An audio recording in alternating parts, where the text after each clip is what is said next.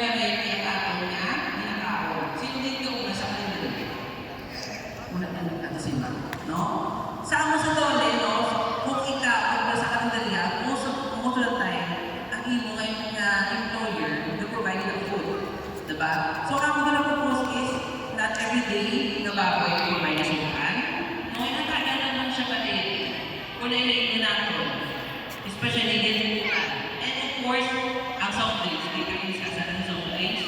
But, for this example, wala na bilong, wala na show si soft drinks.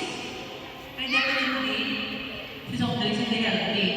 Ang muna nga pag ako kay ma'am, hindi mo rin ako gusto. Kami ni Sir Peter, nag-take sa menu, no?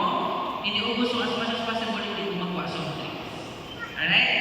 So again, and pina-highlight na rin is, ang ini ang suggested food intake sa Pinoy, or actually adults, ages 19 to 59 years old. But of course, no, pwede mo lang i-observe sa 60 up, or pag 60 up, na-change lang ating limit sa flowers. No? So depende lang sa bago kung kaya niya din or i-change niya ang bed ang iyang food intake. Sige, next. Are.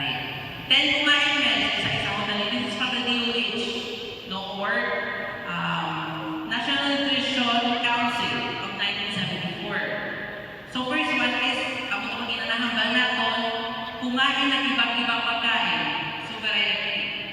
Not every day na mababoy ikaw. Kaya according sa Angel Rona, ang baboy, di ba mababata? Na mababata ang baboy,